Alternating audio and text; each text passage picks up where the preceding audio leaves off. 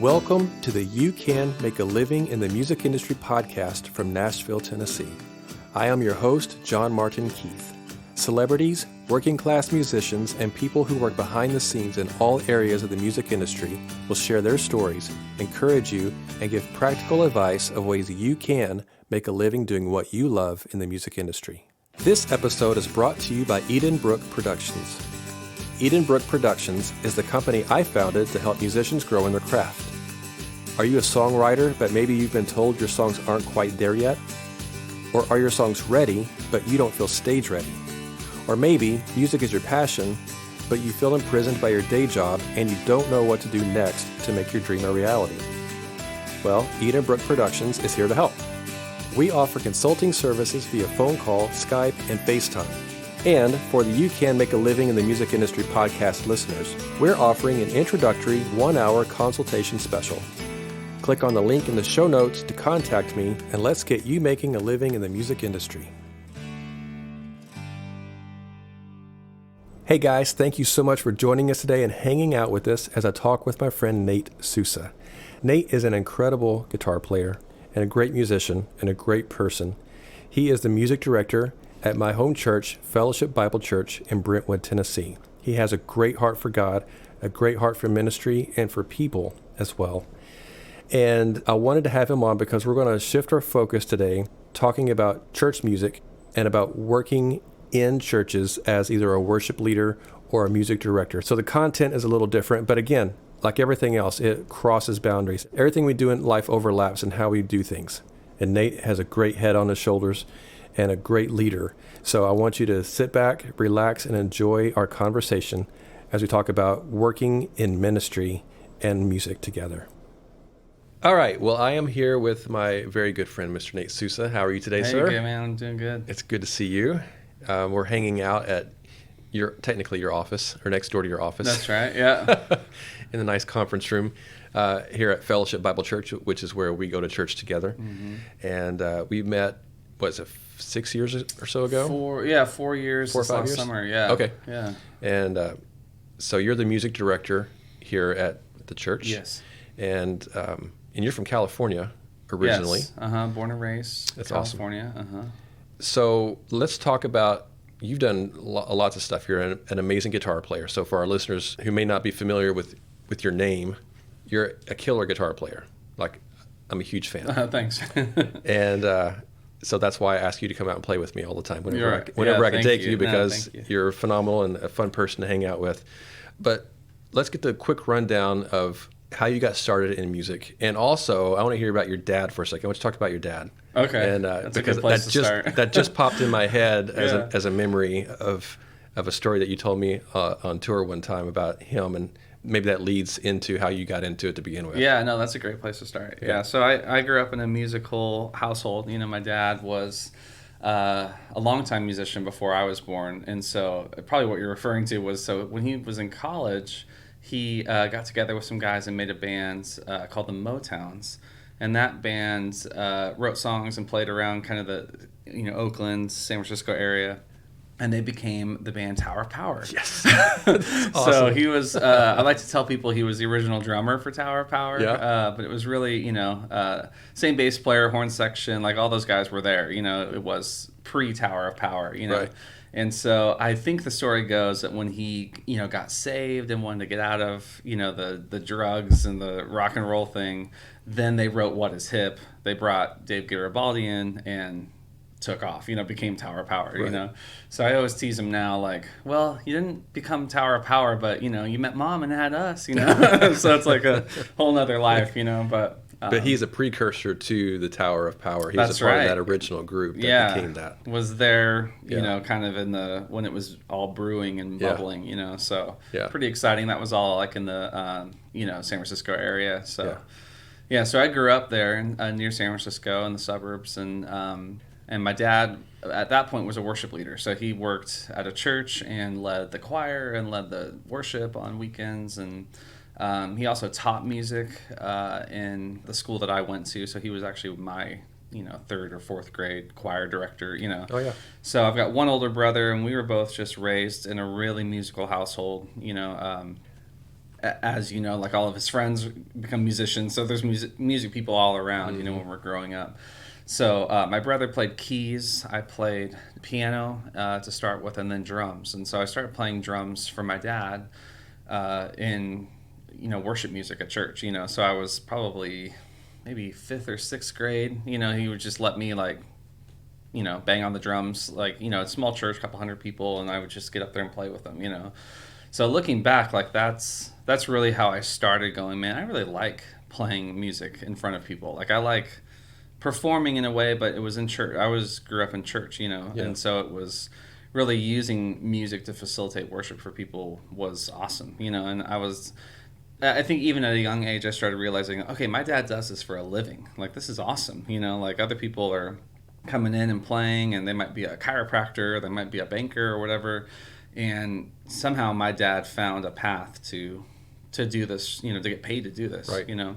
And so I think in hindsight it started then, you know, throughout middle school and high school, just saying, you know, I love music, I have a passion for that. I mean, I'd love to see that come to fruition. I didn't know what that meant, obviously, when I'm 15, 16 years old. But it was right around then where I started making decisions on where to go to school and basically how to pursue all that. Mm-hmm. You know? So did you go to college for music? Yeah, so when I graduated high school, my older brother had gone to Sousa Pacific University, which is in LA County, and I had visited him a bunch, and as it sort of goes with older siblings, you know, I had met all of his friends and saw his dorm, you know, so when it came time for me to go to college, I really just applied there in one other school and really just wanted to go to Sousa, you know. So I went to Sousa right out of high school and majored in music, so I thought. So I started doing that, took all the theory classes, took all the, you know, arranging, and they had this class called hymnology, which was like the study of hymns, and it was like this really, you know, great overview of, you know, old church music. And when I got into my sophomore year, I really started realizing there was a path in front of me that was really, at the time, this was like in 2002, you know, Sousa was really more about professional, you know, arranging, or if you're going to go arrange for movies, or you're going to go, you know, be the new Beethoven of the world, you know, like that kind of stuff, which I started to see like a sort of why in the road, like which way do I go? And so at that point, I actually changed majors from music to theology because I really liked my Bible classes. I really liked the church history part of it. And so I started to already think of my future in church music to really kind of, you know, I want to be musically proficient. I want to know, you know, how music theory works and how different instruments work. But I also need to know the Bible. I need to know like a solid foundation for truth, you know, the church part of church music, you know. And right. So at that point, so I changed majors and graduated with a theology degree from Sousa. And then when I graduated, it was either go into the workforce or stay in school, you know. And so I stayed in school, you know, maybe to put that off for a little bit. And I went to Fuller Seminary in Pasadena, California. And they also had a great program that was theology and art is what they called it, a 2-year program. And that was really kind of the same thing I had done at Sousa, which was taking theology, the study of God, and art, which was, you know, my passion and what I grew up loving and playing and learning all that about instruments and all that, to put that in with theology. How do these two converge, you know, which is like, oh, this is awesome. Like, this is exactly what I want to be doing, you know, with my life. So did that program, and then it was, now what do I do? Right. You know, so yeah, a lot of the listeners might be right there, you know, saying, okay, I've got the training, I've got the idea and the passion, but I don't know what to do. Right. You know. So usually I would wait till towards the end of the interview to maybe go into this, but since you're saying that, let's talk about that for a minute. So especially for listeners that are on that precipice now. Yeah. You know, you're at the end of your college or schooling or wherever you are, and you've got to go out into the workforce. Yeah.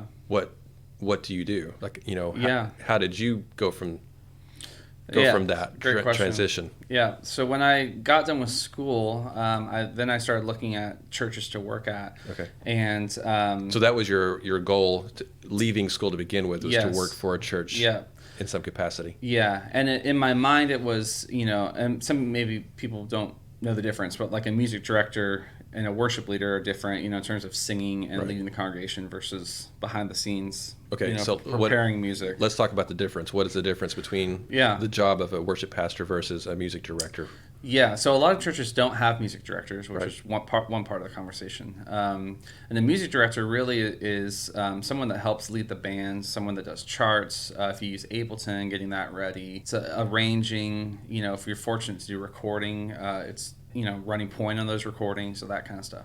So it's a lot of behind the scenes. It's a lot of prep work. It's still pastoring people, and it's still meeting with people and having those relationships.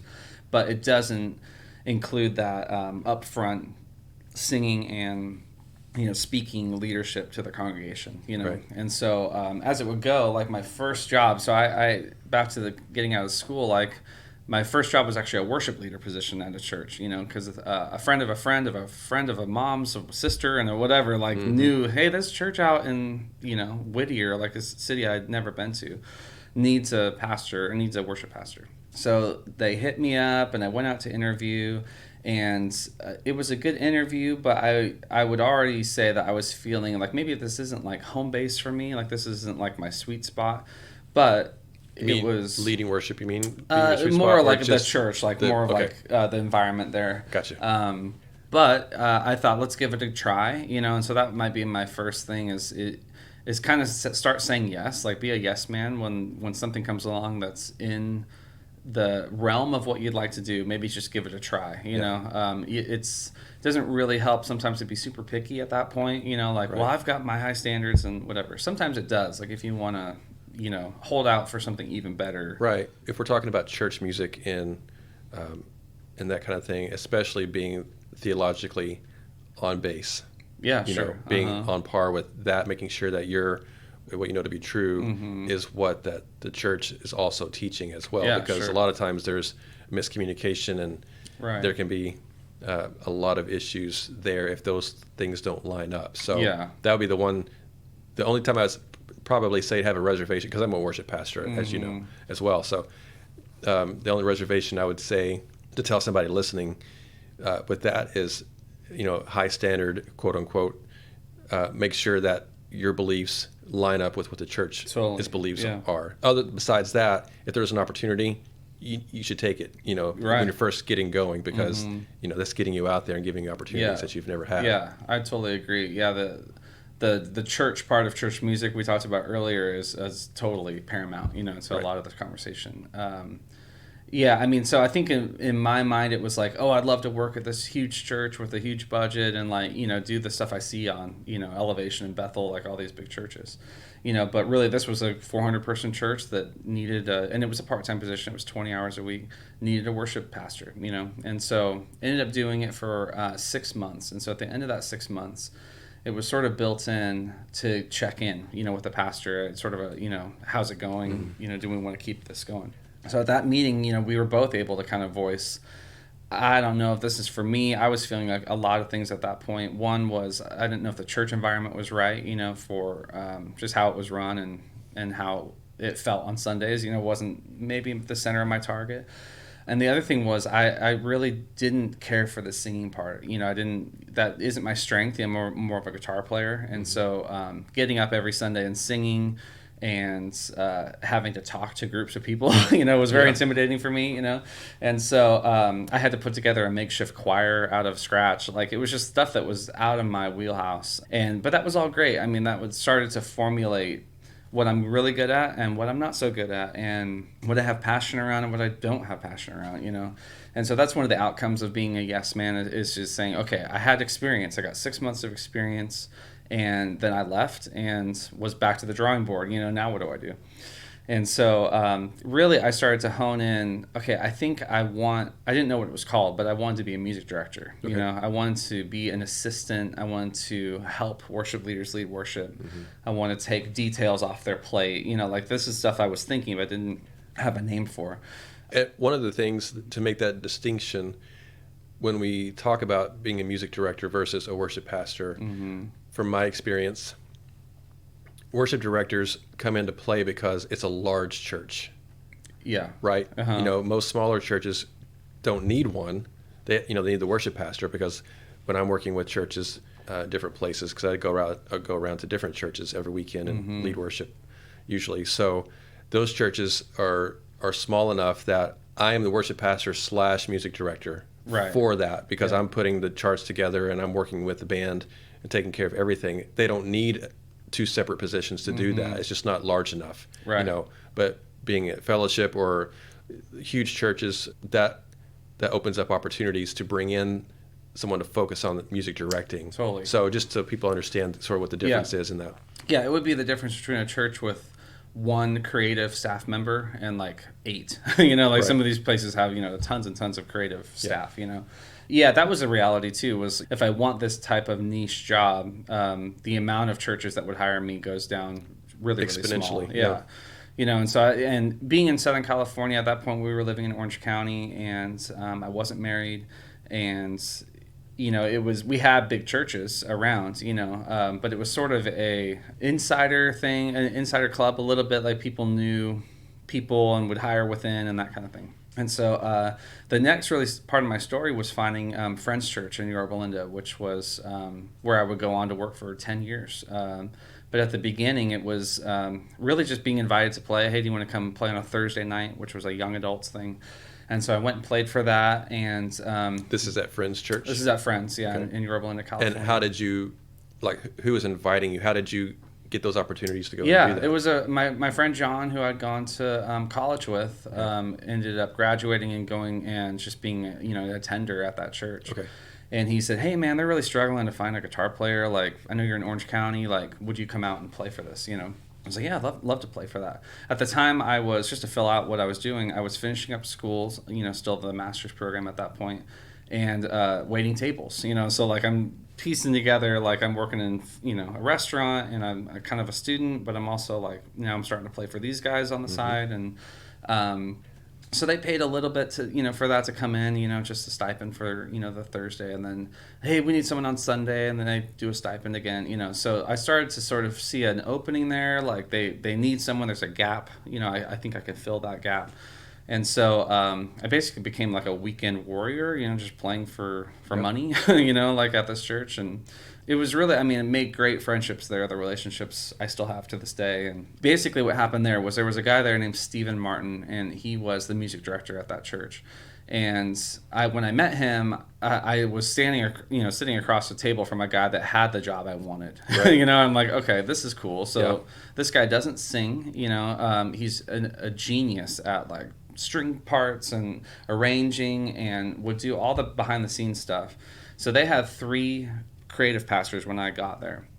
2 of them led worship, and then Stephen, and so I was like, yeah, it's the Stephen position that I'm after, right. And then it started to make sense, and I saw it in action, so that's kind of another maybe just nugget there is try to find people that are doing what you want to be doing, you know, and if you can imagine it, try to find someone that has already imagined it and has chased after it, because then you can kind of find a lane right behind them where you can just, what do they call that in racing, where you're drafting? You're drafting, it's like you get right behind them and you can kind of go where they go. Yeah. And so I started drafting Steven, and I just hang out with him all the time. I ask him a ton of questions. I go to his office, and just, hey, show me what you're doing. Like, what program do you use to write straight? He showed me Sibelius. I'd never seen that before. Yeah. I was like, wow, okay, so how do you, so then it started getting really nitty gritty. He's just kind of, again, all of this is looking back. I would say he started mentoring me, but even though that was never stated, and would show me stuff and just sort of, it was a lot of theoretical things as well. Like, this is why we lead worship. This is what's behind good preparation. This is why excellence matters. Like, this is how you run a rehearsal. Like, all that kind of stuff was invaluable. But I was still, only just a weekend player, like, paid when I was there, And so over I would say probably 2 or 3 years, it wasn't a real position. It was just more of a, hey, when I'm out of town, would you mind leading the band this weekend? It was just creeping up in the organization where it was a little bit here and then 10 hours a week here and then 15. And okay, now you're our part-time music director assistant, like there's... It just happened naturally. Yeah, it's just the role kind of creates itself.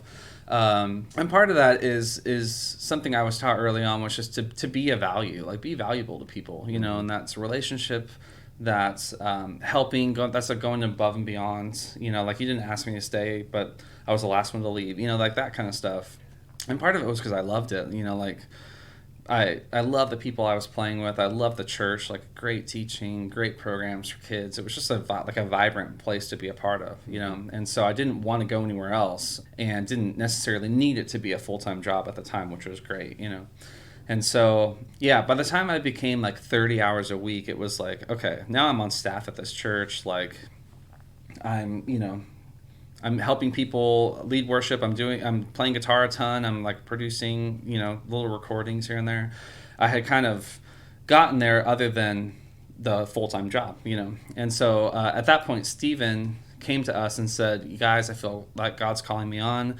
Oddly enough, he went to go teach at Azusa Pacific, where I had been a student, you know. And so that's cool. He went on to be the chair or whatever of the worship department at Azusa, you know, which full circle, like, was totally a program I would have done had they had it back in 2002, you know. And so with his absence, you know, they came to me and just said, "You're a natural choice. Would you be our full-time music director?" You know, so at that point it was, wow, I had walked this whole road, and this was over probably 6 years at this point of being involved with this church, that the reins kind of got handed over to me. And then through that time, too, we had hired a huge person in my life named Aaron Blanton. Aaron Blanton. You know, so this is the Aaron part of the story, yes. You know.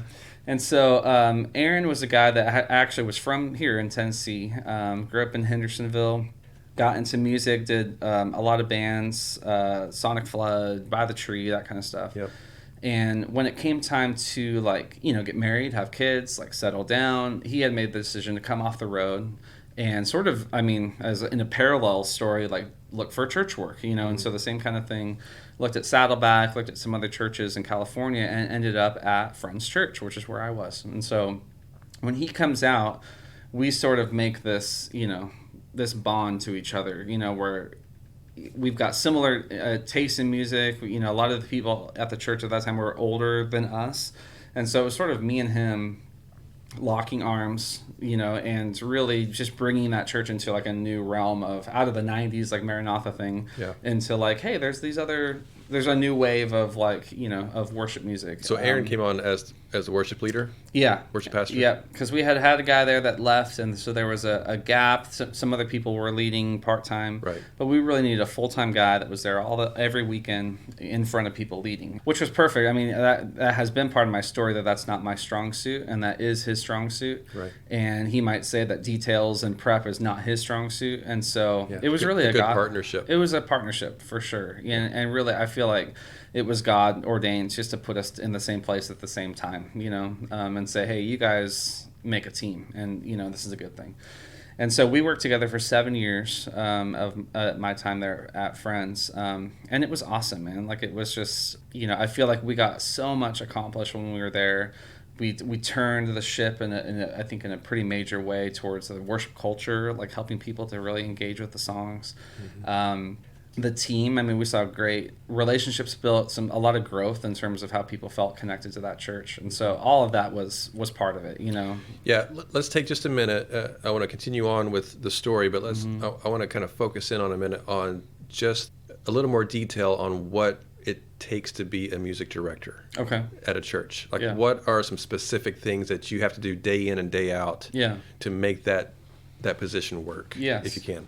Yeah, so you had mentioned that a lot of churches don't have music directors, and so that it might be the same questions to say, what does a music pastor that has to wear that hat do? Exactly. You know, so basically, musicians don't know what to play until we tell them, you know, and so there's a lot of frustration that can be built with drummers and bass players and piano players coming into a Sunday and it's like, oh, I don't know what we're doing. What do you want to do? You know, like that. That would be worst case scenario for a Sunday morning. And so best case scenario is really planning things out and handing people information they can trust. You know, it's going to be these 4 songs or 5 songs. It's going to be in these keys. And I made a chart from scratch for you to read, you know. So part of it is the skill to take down music, you know. So a new Bethel song or Leland song that we want to do, someone's got to chart that if it's not out there, you know. And so most of the time that's me, you know, making a chart for it.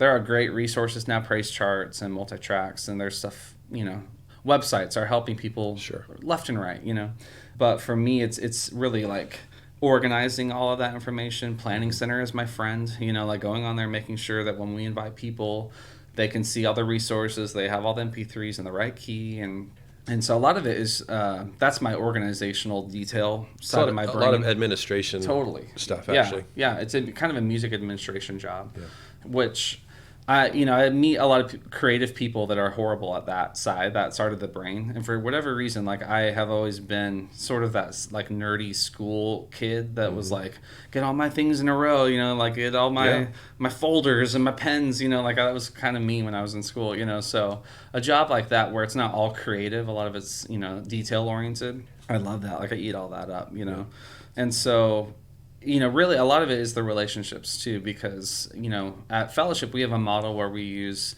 contract worship leaders. And so they go to church here, but they don't office here. It's really just paid when they lead worship.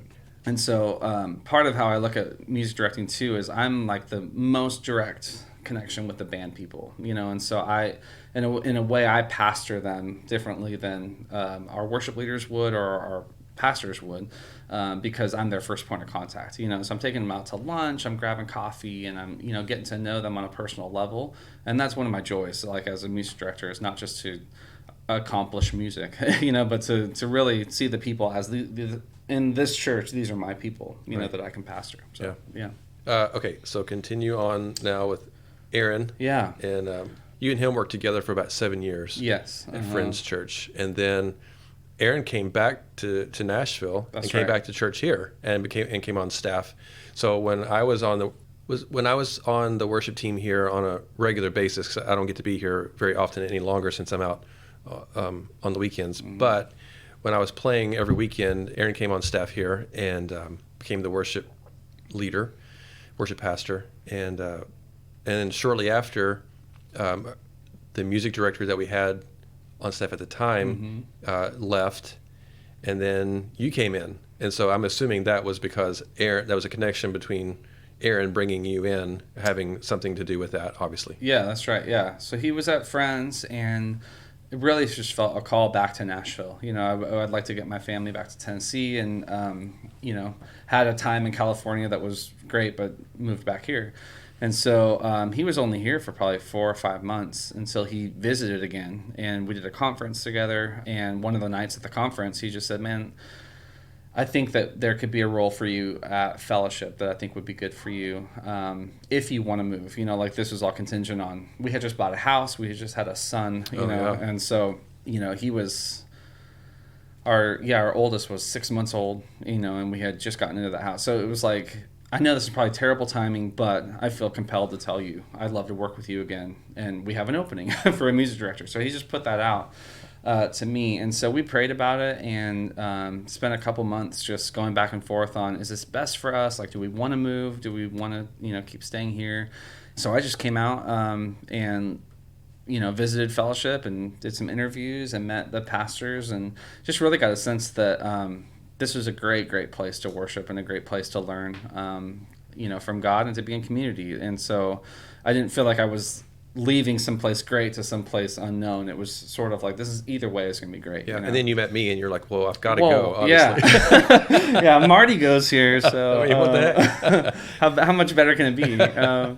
Yeah, so then Shelly came out, my wife Shelly came out, and as soon as we landed and started driving around, she's like, oh, this is beautiful. Like, cool. I can live here. Like, this is amazing. That's good. And the family feel of Tennessee and all that was just such a draw, and so... and part of it too was when he left, like, not to get all mushy, but like there was a sort of a void there, like we had worked together for so long. Yeah. When he was gone, it was, it was still fine, but it didn't feel the same, Sure. And so the prospect of working with him again, sort of was the deal maker, Yep. Like I want that. So we moved out in the summer of 2015. Yeah, it was sort of an easy transition for me. I talk to people that relocate a lot, and the job was so similar. I mean, almost like carbon copy of what I was doing in California with Aaron, who had already done it with. And this is such an easy town to live in. Like, it's just, we aren't in some random, like, really far off place that, gotta adjust to it. is such a nice area. So with a known commodity guy, like I'd already known Aaron. So it was a really easy move. Yeah. Well, and another thing is that, again, as we're always going back to the relationship aspect, you know, you had built this relationship with the music director that was at Friends to begin with, and you spent years getting to know him and work under him until you worked your way into this position. Yeah. You know, so that's relationship and trust building. And then Aaron comes in, you guys become best friends and co-workers, and you know, and then when he comes back here and says, hey, there's a position open, do you want it? That's you've already built that relationship. Yeah. It's an establishment, you know. Yeah. And so it's not even, I mean, granted, yes, you have to go through the orientation aspect and you know, interviews and those types of things, but that's almost sort of a side issue. Right. Really, you know, because we knew that you were right for the job. And so it just makes it a lot easier to walk into something that, you know, you don't have to walk in it cold necessarily. Right. Yeah. So. Yeah, I mean, in terms of, I mean, you hit the nail on the head. Like Steven and Aaron, you know, those two people in my life are, you know, I couldn't have done most of any of this without them, you know, and maybe it would have been something else. Maybe it would have a different path, but not in my story. That's how it turned out, you know, and those relationships were key. Yeah. So I should mention here too that, part of my life in music has not just been church music, but it's also been piecing together, we might get there later, but piecing together multiple streams of income, you know. So even in California, I was working at the church, but, you know, many people might be aware that ministry is not like buckets of cash, you know. Exactly. And so it's far from it. Yeah, and so Southern California, it's a calling. Yeah, it totally is a calling, you know, and you feel like God has placed you there for a reason, but it doesn't always pay all your bills, as it turns out, you know. So, and Orange County is really expensive, and so I started looking at other streams of income, you know, but I made a decision to make it in music. Like I didn't want to go drive for Uber or like work at Macaroni Grill, you know, or like do these other things, you know. And so the first thing that came along was teaching. So my friend had started a music school, you know, where it was This is in California. This is in California, okay. Yep. And it's called Savannah Music. And he said, hey, we got cello instructors and piano instructors, blah, blah, blah. We'd love to have you come teach guitar to kids, you know. And I said, great, you know. So like they were like a block from where the church was. It was really a God thing again, you know. And so I started doing that and found that I really loved it. Like I know you teach a ton as well. Yeah. And there was something else that unlocked in my brain when I would try to teach someone how to play guitar. Like I became more proficient in technique, and I started understanding concepts that maybe I had never verbalized before. Sure. Like I just played them. Yeah. And so then they're sitting there going, well, how did you do that without stopping? Or, you know, it's like, exactly. How did I do that? Let me think about it. The best way to learn is to teach somebody else how to do it. Totally. Yeah. Because then you feel like you really have a grasp. So I started doing that, and that was great. Side money like this brings in sort of that conversation of, I feel like I meet more musicians than not that have to piecemeal together their incomes. They do a little bit of this, a little bit of this. And that's the whole point of this podcast. Totally. You know, is you can make a living in the music industry. Yeah. The majority of us is through multiple streams of income. Totally. You know, and so you're teaching guitar, and then you're doing music directing at church. Yeah. And what else were you doing out there? So the third one was I played for a cover band that played country music in Southern California. So it was one of these like, to make the joke now, I had to leave California to stop playing country music, you know, to come to Nashville. But it was another relationships. I mean, you know, we're beating the dead horse here on relationships, but it was, you know, another worship pastor, oddly enough, was the bass player for this band, you know, and he's like, man, we get 4 to 6 gigs a month, and we go out and play, you know, festivals and country events and like whatever, you know. And our guitar player just left. Do you want to join? I was like, man, I don't listen to country music. He's like, neither do I. Like, it's great. Get in here, you know. So, I mean, right away, I went to a couple, I guess, auditions. It was really just playing in a rehearsal with these guys. Had to learn like 40 songs, you know, like in 2 weeks. And I remember those, you know, just slogs. So like that's brutal. Oh, yeah. Having learned that much trying music. Trying to make number charts really quick and learn and got my guitar out. It's like midnight. I'm trying to play quietly. anyway, but I learned the whole set, and that was a really great, thing, because it was after work. I'd do dinner with the family, and then go out, play these shows, like, from 8 to midnight or something, or later than that, and so it was a really tiring season, to do that. It was those 3 jobs, the church, teaching lessons, and the band, but that allowed you to stop waiting tables? Yeah, so I was not. Yeah, I actually was at Macaroni Grill, and stopped doing that, and stopped doing some of the other, just like side work that wasn't music. Like I had just made a decision. Like, if I'm gonna be out of the house, like we had an infant son, and I'm gonna be doing stuff, I'd like it to be in my wheelhouse instead of just for money, because I feel like that I would have been dead behind the eyes, like working for Uber or Lyft or something, And so a lot of people, it can come down to like, I need money today, and so I'm going to go do this, And for me, it was, I want, if I'm going to have 3 jobs at once, which sounds exhausting, and it is, like that they would all be connected. I'm using my skill as a musician to earn money for my family, you know, and so it was great. It was a great season. I'm glad it's over, because it wasn't sustainable in a way, especially those late nights with the band. But I felt that was God's provision for us at the time, know. So now that you're here in Nashville, and you're music directing here at Fellowship, you've and then you go out and play for artists sometimes. You play for me. We go out on the road every now and then, and I get to bring you out and help out in that way, and which has been amazing. But then you also are working and doing some other things as well. One of the things I love that you work with is called a company called Tone Junkie. And so talk to us about what that is and how you got into that. Yeah. Again, relationship, shocker. But I had met a guy here named John, and we had basically bonded over gear. So we'd go to his house, and another guy named John, just get all of our gear out and just start playing it. It was sort of like, some guys do cars, some guys, do sports. Like, it was like, we love music and gear, so we're just going to play, maybe once a month or twice a month. Yeah. So we would do that, and John Sullivan, who started Tone Junkie, basically said at that point, we should be recording these. I think people would like to listen to us play, or I'll talk about gear. And me and the other John were kind of like, I don't know, man, like that. But he had a vision, and he had a passion for it, and was like, man, I'm gonna do this. So he bought camera gear and recording gear, like we got here, and just started recording us, talking and playing. And so it was fun at the beginning, and we got some listeners and some subscribers, and like started building the whole thing. But what really changed it was when he bought a Kemper, which is a digital amplifier for those that don't know, and it's basically captures the sound of an amp and puts it in a box, in a digital way. And so it's not modeling an amp; it's actually recording a physical amp and putting that sound into the Kemper. Yes, basically. Yeah, you sort of record it in a way, but you capture that sound, sort of like an IR. And so we all started playing those at church. I know you've got them, and we love them. And there were people like Michael Britt and some other people that were making third-party, amp captures for people to buy and to use. And so John Sullivan said, I could do that. Like, I've got mics, I've got equipment, I can make these things.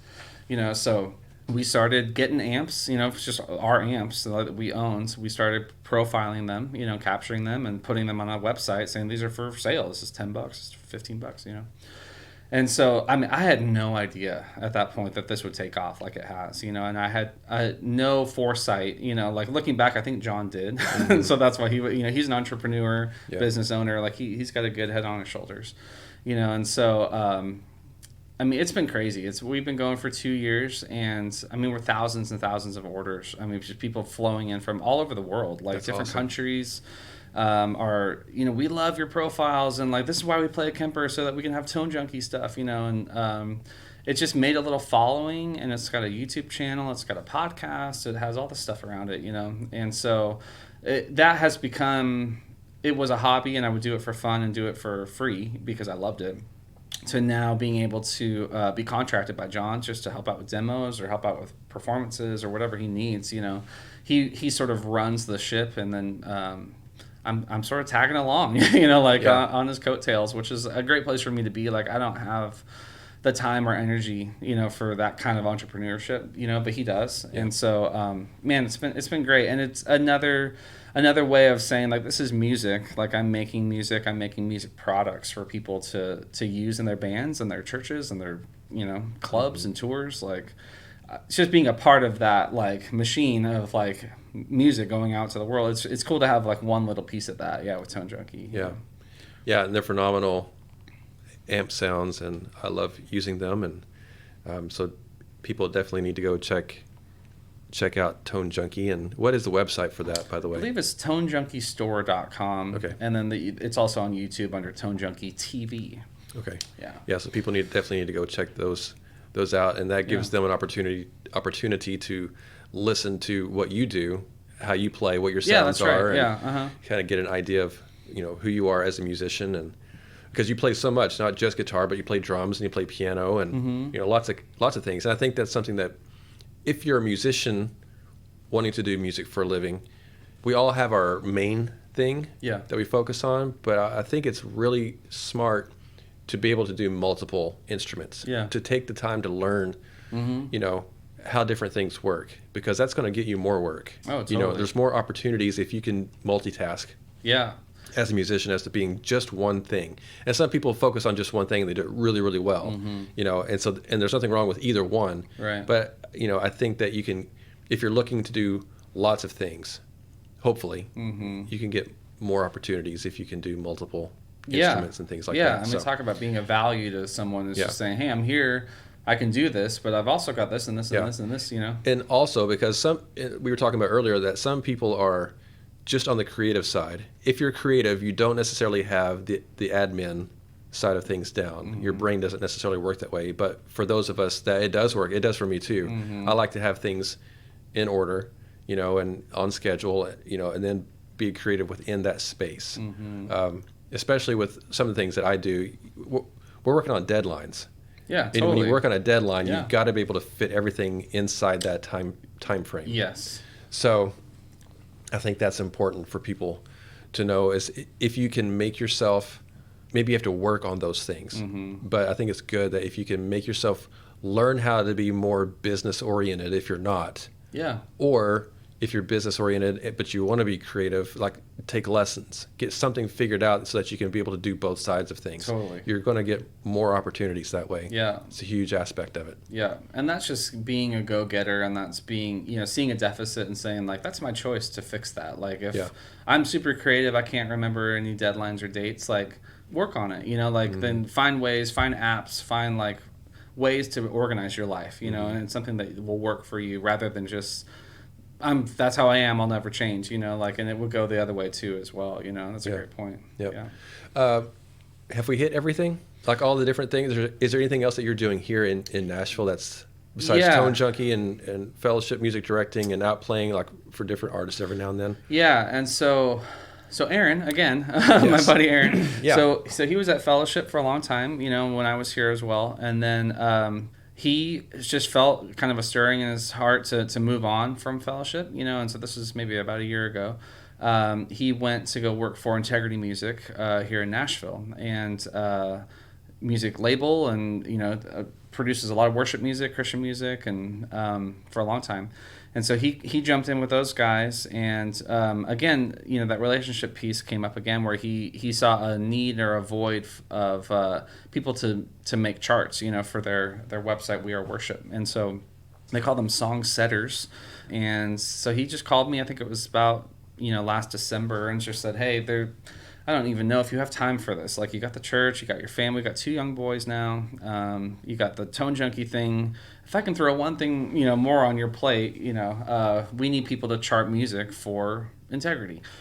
So would you be one of those people to come on board and be a song setter for us, And so I kind of just looked over the material, looked over like some examples of what they needed, and that's, I would say it's in my wheelhouse, but like right on the fringe of it, Right. And so but it's pushing you and making you, totally stretching you to do something really different. Is. Yeah, it doesn't come as naturally to me as the music directing thing or even the Tone Junkie thing, which is basically fun and jamming. Right. This is very technically, a lot of technical skill is needed, to take down a song, take down vocals, and put them into sheet music for people to read, And so I had done that a little bit in school, but it was sort of getting out that old, just that muscle, getting that going again and getting back into it, So I decided to do it, and I've been doing it since January, and it's been great. It's one of those things where I know us musicians are always looking for like the golden egg, which is like minimal effort, like good out, pay or whatever. Mm-hmm. And so, for this, like I can do it as little as I want or as much as I want, without there being... It's just a contract. Yeah, there's just a long list of songs that they need done, and just do when you can. Yeah, some of them have deadlines attached to them, but they're really good about hey, can you get these 10 songs done by November 1st, like stuff like that. Yeah. So let's talk about, if we can go into a little more detail. Sure. So it's called a song setter. Yes. Being a song setter, and so you're creating a chart, and this is for worship music, obviously. But what does that look like? Like, what are you physically having to do? Are you working with certain programs and having to input? It's not just writing out on paper and pen, obviously, but in a computer. But what are you having to put into the computer when you're charting out this song? Yeah. And where does it end up when that's said and done? Where does it ultimately end up? Yeah, no, that's a good question. Yeah, so the program I use is called Sibelius. There's Finale, and there's some other products out there. It's a computer program that you can input, as simple music as slashes with chords over it to making scores for movies and the new Beethoven, right? Again. And so it's funny that full circle, not wanting to do this for a living, and now you're doing here it. I am, yeah. And so, yeah, a lot of it is the ability to hear, and which I know you have as well, the ability to hear music and to spit it back out, instead of just going, I wonder how they played that, right? Knowing that's a C chord and that's an A minor chord right there, And so being able to hear this music and really write it out for musicians to play it in churches, which is their ultimate goal. And so they actually want not only slashes with chords, but they also want all the vocals written out, which is where it starts to get really like a slog. Because you're having to write out the notes that the people are singing. Yeah, write so the if melodies. they sing a certain line on the bridge, like I have to write out, that was a dotted quarter into a half note tied to a half note or a whole note, so I'm sitting there trying to make sure it all looks right for a singer to to look at it and go, okay, I know how that song goes, and they want that in 3 various forms, so they want it with some piano music, they want it with no piano music, they want a lead sheet, they want some other guitar stuff on it too. So I ended up handing over 10 files per song, so it ends up being a bit of work, for one song. And so that's why, like a 10 song project, I really have to look at the schedule and calendar and like, can I take this on in 3 weeks, But it's been awesome, man. It's been, flexing that muscle that I don't get to do a lot here at Fellowship. I chart very, very simple charts. And so to kind of push it a little further and to do something a little bit more challenging is sort of fun for me. Again, that's that like nerd side of me. But it also sort of rounds out, I feel like, my life right now as a musician, which is, I've got this publishing side, which is, technically proficient, but I'm not playing anything. I'm just producing sheet music. And then I've got the Tone Junkie thing, which is a ton of playing, a ton of making videos, just behind the scenes kind of music production thing. And then the church thing is really about, I'm with people a ton and working as a team in relationship, playing live, but for, worship and for God's glory. Like, all 3 of those things together, like, make my life right now, which is amazing, and it really is a blessing. So that's awesome. Yeah. So just to wrap up, what would be some advice that you would give to people wanting to get into, we'll focus on worship music or church music for the moment, like getting into that world? And I know we've been talking about relationships over and over again. Yeah. So that's obviously a part of it, but what would you suggest people do in order to kind of get into that world, if that's what they're wanting to be a part of? Yeah, that's a good question. I think one of them is not being afraid to do jobs that are not ideal, that are not 100% what you want. We talked about that at the early part of the story. But I really think that is a thing. I see it in some people where they might have an opportunity in front of them, and they go, well, it's not perfect, obviously not for, like we talked about, theological reasons, but I don't know, the church isn't as cool as I want it to be, or it's not as big as I want it to be, or it's, there's oftentimes there can be so many reasons to say no to something. And I would just, encourage people, what are the reasons to say yes to that? What are the reasons to try it out, the reasons to take it on, and maybe give it I think it was wise for that church that I worked at first to put 6 months on it. Just say hey, this pays nothing, and I'm basically getting coffee for these people, or I'm playing on Sundays only, or whatever it is. Why not just do it and jump in with these people, make those relationships, and get the experience, because I think that if you say no to that and you wait and wait and wait, you still have no experience. When you do find something that's perfect for you, you haven't done anything, so get out and go do something and really, just jump in with people that are willing to do that, And Hillsong and Elevation and all these huge organizations and churches and parachurches and whatever, they're not necessarily going to just hire somebody off the street, right? To work and put them in front of thousands and thousands of people and expect them to lead them well, because you haven't had any experience to be in front of that many people, you know. So it's a matter of starting small, quote unquote, and getting experience leading people in an intimate placement. I think that's really smart.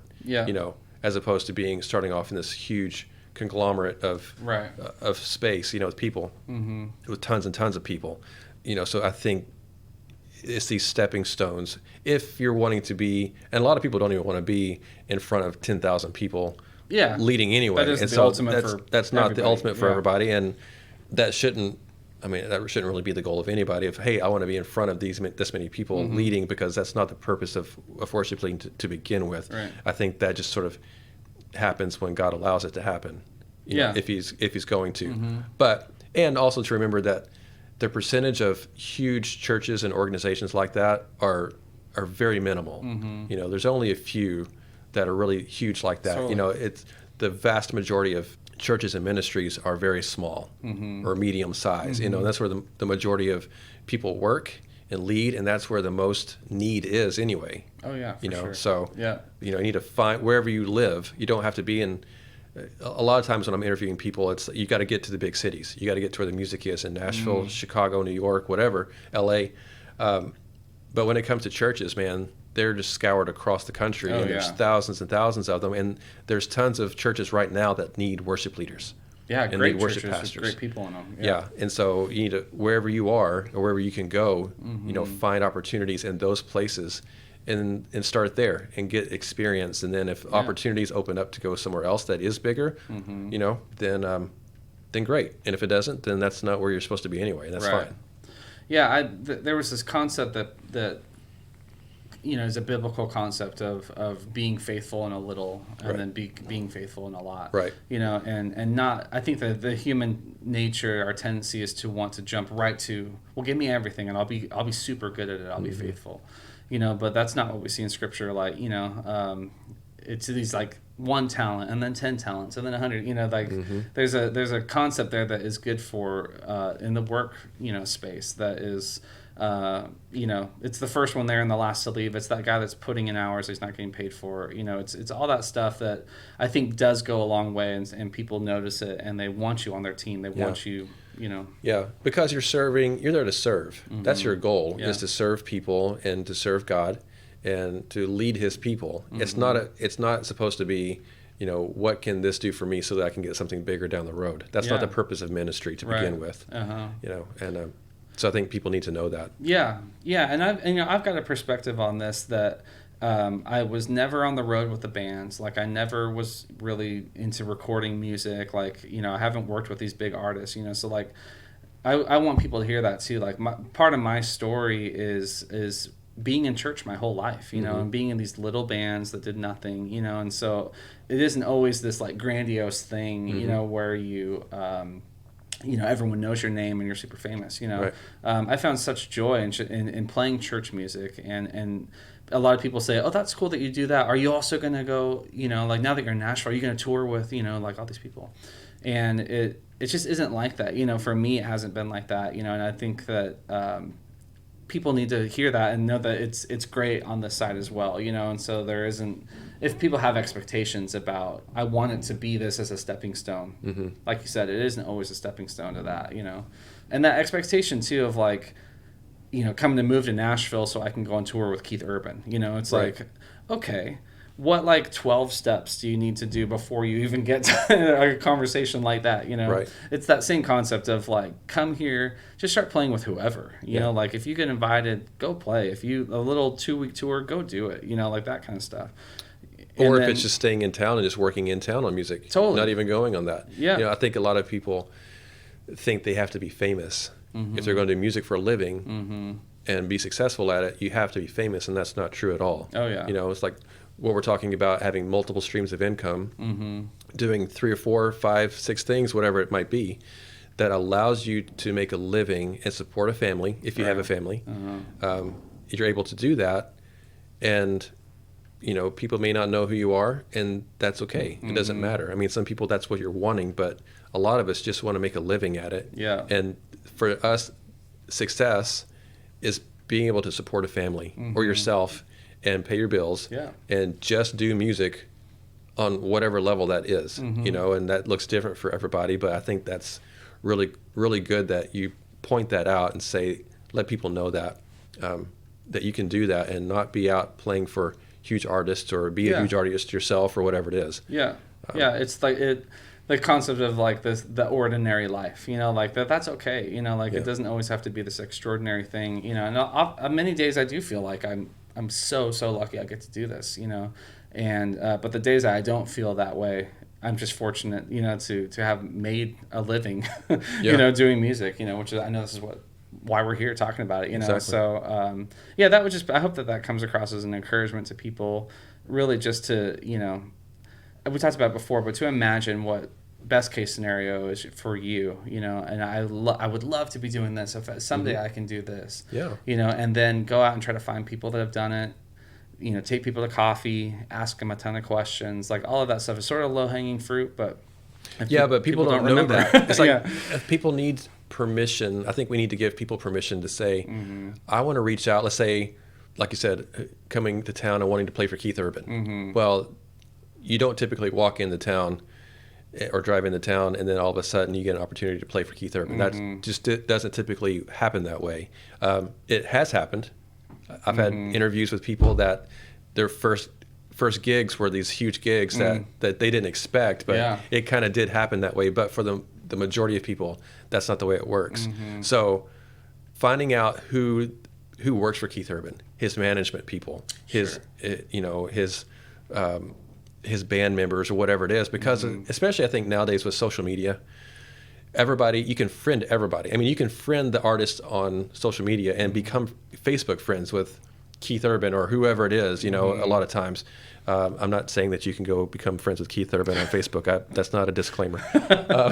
But you know what I mean? You know, that social media has just opened up that world, and it's made the world a much smaller thing, more connected, that you can reach out to people that are in these positions that you normally, back in the day, you couldn't do that at all. Totally. Yeah. So, and that's how we've made friends with people like that, you know, over Facebook and emailing and getting to know people and going out and say, hey, can I take you to lunch or coffee and just get to know, because I want to do what you do, and I'm a fan of who you are and what you do, especially let's say like a musician that plays for him or something like that, or management or whatever.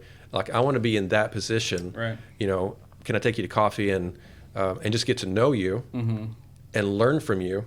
And most of the time, I think people in those positions are willing to do that. Right. Because, you know, if you're taking the time to figure out who they are and have interest in what they do, not because of who they work for, but because you appreciate who they are and what they're doing anyway, then I think that opens up a chance to build a friendship there. And then those things in turn will open up doors. Maybe not for that particular thing. It may open up a different door for you. Yeah. You know, but, you know, that's the way this business works. Yeah. You know, it's a ton better than just sitting home and hoping something materializes. Yeah, turn off the TV and you know, meet people, and go out and meet people, and you know, and make make your dreams a reality. Totally. It's not going to come to you. Mm-hmm. You've got to go look for it and work for it, no matter what it is you're doing. Yeah. So, anything else that you would suggest? Any things to not do? What would you suggest? Hey, don't do this. Things to avoid.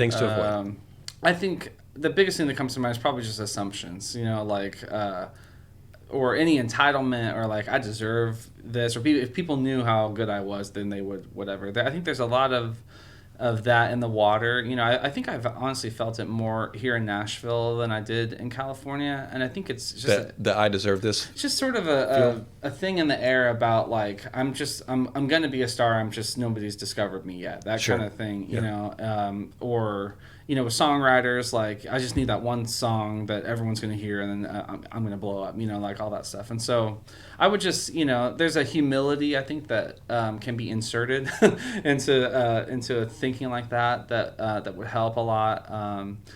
Concepts of like generosity and just gratitude for what you have and for who you get to work with, like that kind of thing, I think can go a long way in tempering out, some expectation or some sense of entitlement, because it's actually working against you. I think, to have those in your mentality, because people can feel that, if you get into a job interview, or you get to an audition for a band, or you get to these situations where you're right on the precipice of working, just pay attention to how you're coming across to people, because sometimes it's not just your ability, maybe more often it's not just your ability that people pick up on. It's your attitude, it's your outlook on life. You might not think people can sense that, but it's written all over your face, So I would it's sort of a general principle of like that positivity, can go a long way, and just and being a nice, decent person, and not having that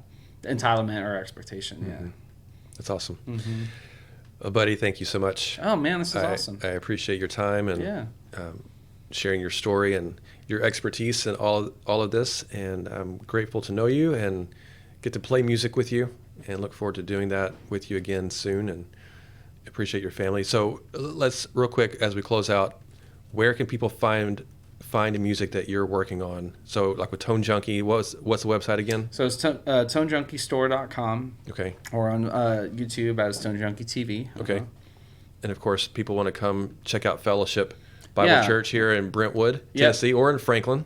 Yeah, we've got two campuses, Brentwood and Franklin, Fellowship Bible Church. And so the website, because the services are streamed live on Sunday mornings. Yes. So if they wanted to watch, and kind of get an idea, because we've got some friends that are worship pastors in other parts of the country that will watch during the week. Okay. They'll come on the Fellowship website and watch the service to see what we're doing. Oh, that's cool. And how they're doing, how we're doing things here to give them ideas for how to implement some things at their churches. So I think that's a really cool thing that we get to do. Yeah, that's great. Is to provide that. Some churches can do that, some can't, if they're live streaming. But what's the Fellowship's website? So I think it's fellowshipbiblechurch.org. Yes, it is. Okay. I had to go off the top of my head for that. Fellowshipbiblechurch.org. So people want to come on and they can live stream or go back and watch previous services and they're all archived on there. Yeah.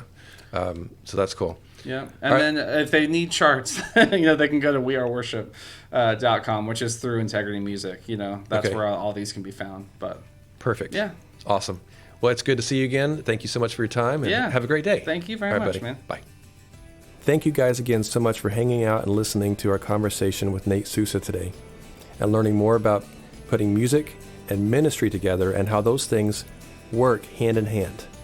I hope you can take these principles and apply them to your career, whether it be in ministry or in the mainstream music world. It doesn't matter. It works in all facets of the music industry. Be sure to let me know if Edenbrook Productions can help you with consulting services via phone call, Skype, or FaceTime. Be sure to let us know how we can help you begin to make a living in the music industry.